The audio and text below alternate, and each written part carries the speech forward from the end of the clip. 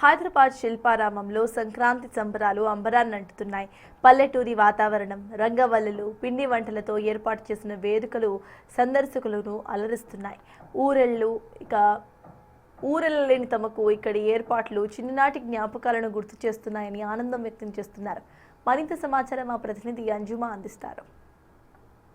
శిల్పారామంలో సంక్రాంతి సంబరాలు ఎంతో వైభవంగా జరుగుతున్నాయి. ఎక్కడెక్కడి నుంచో అనేక మంది సందర్శకులు వచ్చి ఇక్కడ ప్రదర్శిస్తున్నటువంటి కళలను గురించి తెలుసుకుంటున్నారు. అదేవిధంగా సంక్రాంతి సంబరాలలో పాల్గొని ఎంతో సందడిగా గడుపుతున్నారు. మరొకసారి సందర్శకులతో మాట్లాడదాము, వాళ్ళు ఏ విధంగా ఫీల్ అవుతున్నారు ఏంటి అనేది కూడా అడిగి తెలుసుకుందాము. నమస్తే అన్న, హ్యాపీ సంక్రాంతి.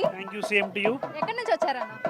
మేము యాక్చువల్గా మా పక్కా గోదావరి, అయితే మేము లాస్ట్ 20 ఇయర్స్గా హైదరాబాద్లో ఉంటున్నాం. తెలంగాణలో సెటిల్డ్. ముందుగా ఉభయ రాష్ట్రాల తెలుగు ప్రజలందరికీ కూడా సంక్రాంతి శుభాకాంక్షలు. సంక్రాంతి అంటేనే భోగి మంటలు, పిండి వంటలు. మా చిన్నప్పటి నుంచి కూడా మేము సంక్రాంతి చాలా అన్ని రకాల సరదాలతో చేసుకునేవాళ్ళం. చిన్నప్పటి నుంచి గాలిపటాలు ఎగరేయడం, కొత్త బట్టలు వేసుకోవడం, అలాగే భోగి మంటల్లో పిడకల దండలు వేయడం, కొత్త బట్టలు వేసుకోవడం, ఫ్రెండ్స్తో ఆడుకోవడం, గాలిపటాలు ఎగరేసుకోవడం, అలాగే బంధువులందరింటికి వెళ్ళడం, వాళ్ళు మేము పిండి వంటలు చేసుకోవడం, మేము చేసిన ఇతరులు పంచడం, అలాగే చాలా చాలా ఆనందంగా గడిపి ఉండేవాళ్ళు. అలాగే ఈరోజు మా తెలంగాణలో శిల్పారామంలో అలాగే ఇక్కడ కూడా మేము అందరితో ఈ పండగ వాతావరణాన్ని చూసి ఆనందించి అందరితో కలిసి సెలబ్రేట్ చేసుకుని ఇక్కడికి వచ్చాం.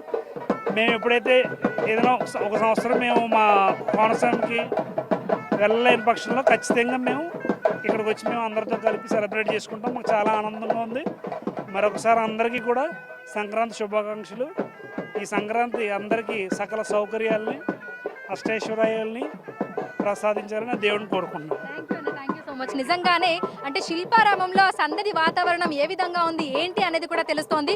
మరొకసారి మహిళలతో కూడా మాట్లాడదాము, వాళ్ళు ఎట్లా ఫీల్ అవుతున్నారో తెలుసుకుందాము. అక్క, మీకు సంక్రాంతి ఫెస్టివల్ అనగానే ఏం గుర్తొస్తూ ఉంటుంది?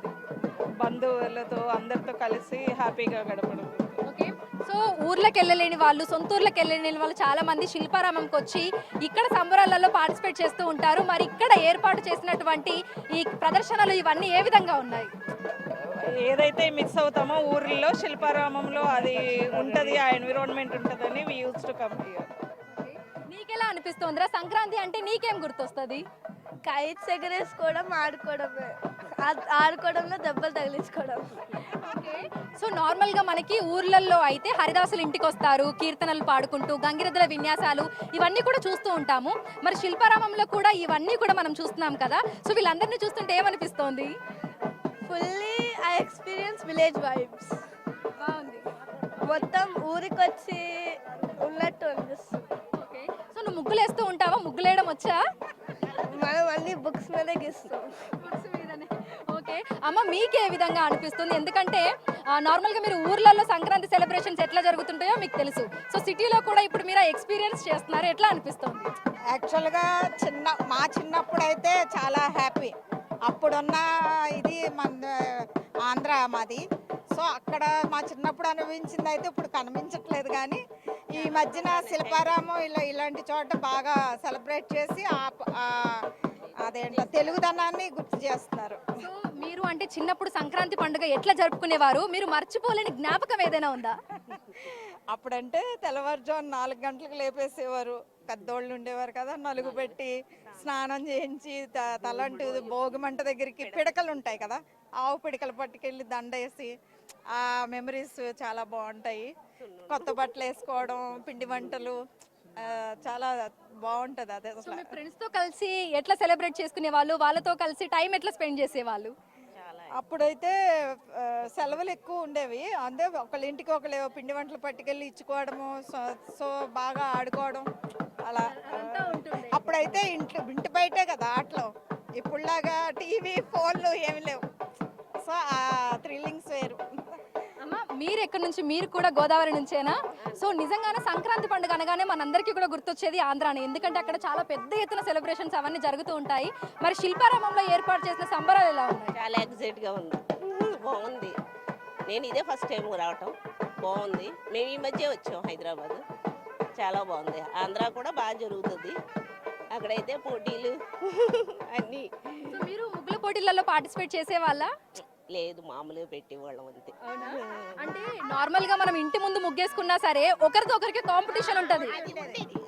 వాళ్ళదంటే పెద్దది పెడదాం, వాళ్ళకంటే బాగా పెడదాం, ఆ కాంపిటీషన్ ఉండే. కాంపిటీషన్ ఉంటుంది. ఇప్పుడు మిస్ అవుతున్నారా వాటి అన్నింటినీ? బాగా మిస్. ఇప్పుడు ఓపిక కూడా లేవు. గొబ్బిళ్ళు పెట్టి పాటలు పాడి గొబ్బిళ్ళు అవన్నీ కూడా చేసేవాళ్ళు. చేసేవాళ్ళం. సో ఇప్పుడు ఎంతో కొంత మనకు శిల్పారామంలో ఈ సంక్రాంతి సెలబ్రేషన్స్ లో అయితే అది కనిపిస్తోందా? చాలా బాగా కనబడుతుంది. ఇక్కడ సందడి ఉంది. సో నిజంగానే శిల్పారామంలో సంక్రాంతి సందడి కనిపిస్తుంది అని చెప్తున్నారు. ఎందుకంటే చాలా మంది పెద్దవాళ్ళు కూడా చిన్నప్పుడు ఊర్లలో ఏ విధంగా అయితే సంక్రాంతి పండుగను జరుపుకునేవారో మళ్ళీ ఆ కళ అంతా కూడా మనకు శిల్పారామంలో కనిపిస్తుందని, ఆ కళాకారులు కూడా ఇక్కడికి వచ్చి ప్రదర్శనలు చేయడము అదంతా కూడా మళ్ళీ పాత జ్ఞాపకాలను ఇంకొకసారి నెమరు వేసుకున్నట్టుగా ఉంది అని కూడా చెప్తున్నారు. ఇక ఈ తరం వాళ్ళు కూడా సంక్రాంతి పండుగ ఊర్లలో ఎట్లా సెలబ్రేట్ చేసుకుంటారో ఏంటి అనేది కూడా శిల్పారామంలో ఉన్నటువంటి ఏర్పాటు చేసినటువంటి ఈ సెలబ్రేషన్స్ ని చూసి తెలుసుకుంటున్నామని కూడా చెప్తున్నారు. ఇప్పుడు శ్రీనివాస్తో అంచుమ బిగ్ టీవీ హైదరాబాద్.